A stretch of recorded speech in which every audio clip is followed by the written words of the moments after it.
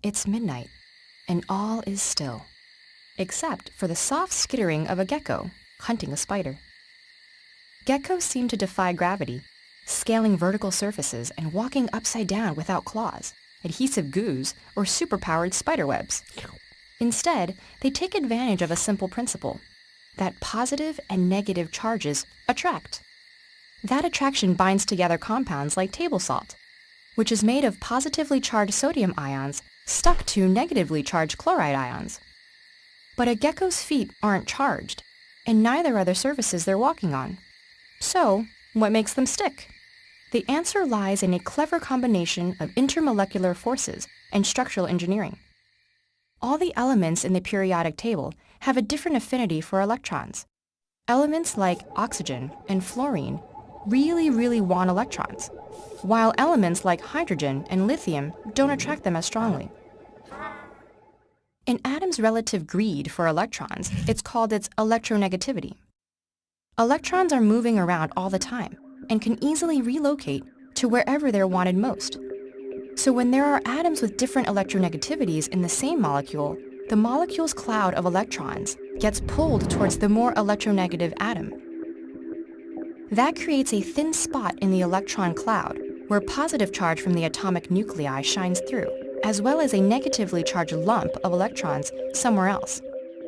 So the molecule itself isn't charged, but it does have positively and negatively charged patches.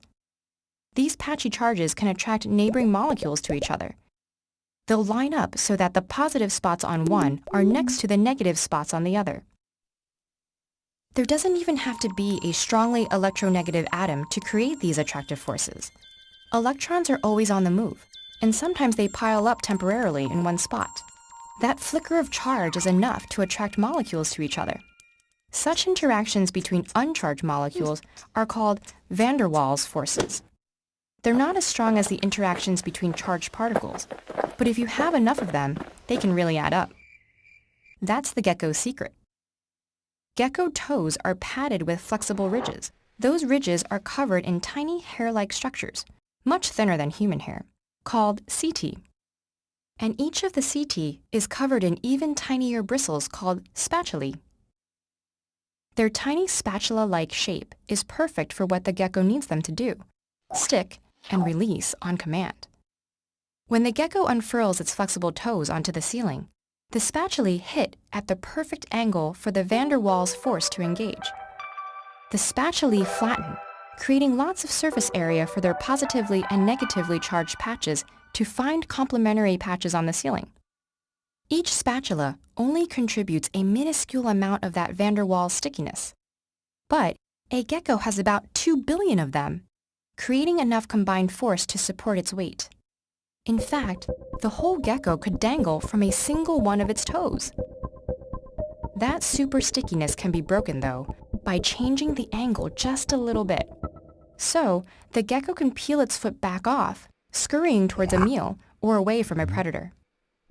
This strategy, using a forest of specially shaped bristles to maximize the van der Waals forces between ordinary molecules, has inspired man-made materials designed to imitate the gecko's amazing adhesive ability.